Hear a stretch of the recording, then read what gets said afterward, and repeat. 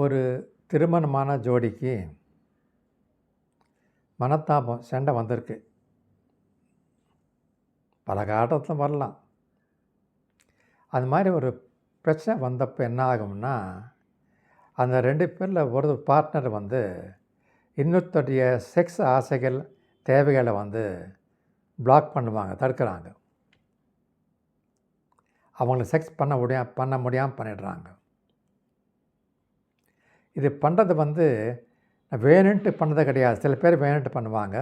சில பேருக்கு நான் இந்த காரணத்தினால தான் பண்ணுறேன் அப்படி புரியாது. அது என்ன காரணம்னு பார்க்கலாம். பொதுவாக பார்க்க போனால் 4 காரணம் இருக்குது. முதல்ல ப்ரெஷர் அண்ட் டென்ஷன் உருவாக்குறது. அதாவது ஒரு நல்ல லவர், காதலன் என்ன பண்ணுவான், எந்த டைமில் தன்னுடைய பார்ட்னருக்கு மூடு இருக்குது அது தெரிஞ்சுக்க முயற்சி பண்ணுவான். அந்த மூடு வர்றதுக்கு தேவைப்படுத்தலாம் செய்வான். ஏன்னா பார்ட்னர் கம்ஃபர்டபுளாக ஃபீல் பண்ணி ஒரு அமைதியாக இருக்கிறப்போ அப்போ தான் அவனுக்கு மனசில் ஆசை வரும். இவங்க என்ன பண்ணுவாங்கன்னா, அந்த மூடு வராமல் தடுத்து பிளாக் பண்ணிடுவாங்க. எப்படி? அந்த டைமில் செக்ஸ் பண்ண டைம் பண்ணக்கூடிய டைமில் சண்டை போடுறது. நீ அப்படி சொன்னியே, இப்படி சொன்னியே, இப்படி நடந்துக்கிட்டியே, உங்கள் அம்மா என்னை இப்படி பேசினா, உங்கள் அம்மா என்னை இப்படி திட்டினா, இப்படின்னு சண்டை போடுறது. உடனே இப்பயே பண்ண செக்ஸு இப்போ தான் முடிக்கணும், சீக்கிரமாக முடிக்கணும் அப்படின்னு சொல்லி ப்ரெஷர் கொடுக்கறது. ஃப்ரீயாக இருந்து அமைதியாக இருக்கிறப்ப, ரிலாக்ஸ்டாக இருக்கிறப்ப தான் செக்ஸ் நல்லபடியாக நடக்கும். இது மாதிரி ப்ரெஷர் டென்ஷன் கொடுத்தப்போ என்ன ஆகும், இருக்கிற மூடு போயிடும். செக்ஸை வேணாம் ஃபீலிங் வந்துடும். ஏன்னா பெட்ரூமில் போய் குழந்தைங்கள படிப்பு பற்றி பேசுகிறதோ, பணப்பிரச்சனையோ இதெல்லாம் பேசினாங்கன்னா இருக்கிற மூடே கெட்டு போயிடும். இதுக்கு பேர் தான் ப்ரெஷர் அண்ட் டென்ஷன். 2வது மெத்தட் என்னன்னா, யூஸிங் ப்ராப்பர் டைமிங். அதாவது எந்த டைமில் என்னுடைய பார்ட்னருக்கு மூடு வந்திருக்குன்னு கண்டுபிடிப்பாங்க. நல்ல லவர், ஹஸ்பண்டாக இருக்கட்டும், ஒய்ஃபாக இருக்கட்டும். இப்போ ஹஸ்பண்டுக்கு மூடு வந்திருக்கு, இல்லை ஒய்ஃபுக்கு மூடு வந்திருக்கு, அது தெரிஞ்சுக்கிட்டு அந்த டைமில் தான் செக்ஸுக்கு முயற்சி பண்ணுவாங்க. அதுதான் நல்லது, கரெக்டு. ஆனால் பார்ட்னருக்கு மூடு வந்தப்போ நம்ம ஏதோ ஒரு காரணம் சொல்லி அப்போ நம்ம தடக்கி விட்டுடலாம், வேணான்னு சொல்லி விட்டுடலாம். ஏதோ ஒரு காரணம், இடுப்பு வலி, தலைவலி, ஜலதோஷம், மூச்சு வாங்குதுன்னு சொல்லிட்டு அவங்களுக்கு மூடு போன பிறகு இப்போ பண்ணு, இப்போ செக்ஸ் வேணும் எனக்கு சொல்லி கட்டாயப்படுத்துறது. புரிஞ்சுதா? ஸோ எப்போ தேவைப்படுதோ அப்போ பிளாக் பண்ணுறது, எப்போ முடியாதோ தேவையில்லையோ அப்போ பண்ணுன்னு சொல்லி கட்டாயப்படுத்துறது. இதுதான் யூஸிங் ப்ராப்பர் டைமிங். 3வது மெத்தட் எப்படின்னா, மேக்கிங் ஒன் செல்ஃப் ரிப்பல்சிவ். அதாவது தன்னை தானு ஒரு லுக்ஸ் இல்லாமல் பண்ணுறது. அது பார்த்தாலே அருவருப்பாக இருக்குது அப்படின்னு ஃபீலிங் உருவாக்குறது. எப்படி பண்ணுவாங்க? ஃபார் எக்ஸாம்பிள் சொல்கிறேன். லேடிஸ் என்ன பண்ணலாம், பெட்ரூமில் வர்றப்போ ஃபேஸ் மாஸ்க் போட்டுக்கலாம். அது எப்படி மூடு வரும் ஹஸ்பண்டுக்கு? சில பேர் பண்ணுறாங்க.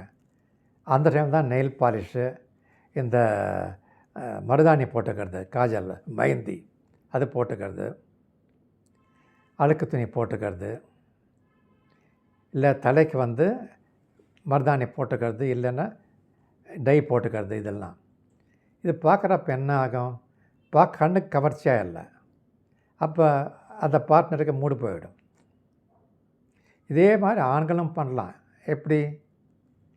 பெட்ரூம் போகிறது, பல் வளர்க்காமல் வர்றது, சிகரெட் நிறையா குடிக்கிறது, புகையில போட்டுக்கிறது. இந்த புகையில சிகரெட் குடிக்கிற வாய் எப்படி தெரியுமா இருக்கும், சாக்கடா வாசனை வரும் கிட்ட போனால். அது அந்த மாதிரி வேணுன்ட்டே பண்ணுறது. அப்போ பார்ட்னருக்கு இருக்கிற மூடே போயிடும், வேணாம் செக்ஸ் அப்படின்ற ஃபீலிங் வந்துடும். புரிஞ்சுதா? அதே மாதிரி ஷேவ் பண்ணாமல் இருக்கிறது, சாயந்தரம் குளிக்காமல் இருக்கிறது, உடம்பெல்லாம் வேர்வை நாற்றம் ஏற்படுது, அழுக்கு லுங்கி அழுக்கு பனியன் போட்டு உட்காருது, இதெல்லாம் வந்து மெத்தட்ஸு. இந்த மாதிரி வகையான மெத்தடில் அவன் வந்து பார்ட்னரை மூடுக்கு எடுத்துடுவாங்க. கடைசியாக 4வது வந்து, அதாவது நம்ம பார்ட்னருக்கு செக்ஷுவலாக என்ன தேவைப்படுதோ, என்ன ஆசைகள் இருக்கோ அதை அவனுக்கு கொடுக்காமல் வேணுன்ட்டே பிளாக் பண்ணுறது. ஆங்கிலத்தில் சொல்லப்போனால் ஃப்ரஸ்ட்ரேட்டிங் த பார்ட்னர்ஸ் டிசைர்ஸ். ஒரு உதாரணம் கொடுக்குறேன். ஹஸ்பண்டுக்கு வந்து ஒரு குறிப்பிட்ட பொசிஷனில் சேரணும்னு ஆசைப்பட்டுருக்கோம்.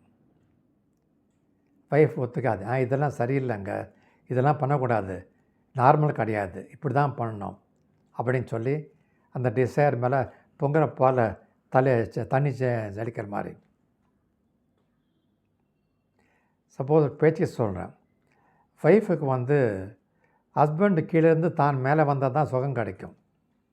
மருத்துவ ஆராய்ச்சியில் கண்டுபிடிச்சிருக்காங்க, 99% பெண்களுக்கு வந்து ஆண் மேலே இருக்கிறப்போ இன்பம் கிடைக்காது, செக்ஸ் சுகம் ஆர்காசம் கிடைக்காது. அவங்க மேலுக்கு வர்றப்போ தான்.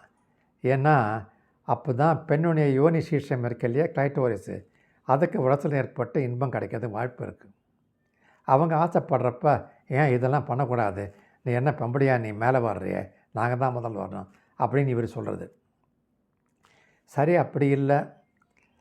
ஒய்ஃபுக்கு வந்து சரி, ஹஸ்பண்ட் வந்து வாய் யூஸ் பண்ணி வாயாலேயோ நாக்கால வழியோ ஜன விருப்பை தூண்டி விட்டால் சுகம் கிடைக்க நினச்சி கேட்குறப்ப, ஐயா ஜர்ட்டி, அது நல்லது கிடையாது, அதெல்லாம் பண்ணக்கூடாது, இதெல்லாம் நீ கேட்குறியே, நீ எல்லாம் ஒரு பொம்பளையான்னு திட்டுறது. அதே மாதிரி ஹஸ்பண்டுக்கு வந்து பெண்ணு தன்னுடைய வாயை பயன்படுத்தி ஜன விருப்பை தூண்டி விடுறதுக்கு ஆசைப்படுறாரு. ஆனால் இந்த அம்மா திட்ட வேணான்னு சொல்கிறாங்க, இதெல்லாம் நல்லது கிடையாதுங்க, ஒரு நல்ல குடும்பத்தில் வரவங்கெல்லாம் பண்ண மாட்டாங்க இந்த மாதிரி அப்படின்னு சொல்லி அந்த ஆசை கெடுக்கிறது. இதெல்லாம் ஒரு சின்ன இதுதான் சொல்கிறேன். நான் வந்து மாதிரி எத்தனையோ ஆசைகள் இருக்கும், அதுக்கெல்லாம் பிளாக் பண்ணுறதுக்கு வாய்ப்பு இருக்குது. இது மாதிரி மெயினாக 4 வகையாக பிளாக் பண்ணிடுவாங்க. நான் ஆங்கிலத்தில் ரிப்பீட் பண்ணுறேன். Creating pressure and tension, using proper timing, making oneself repulsive, frustrating the partner's desire.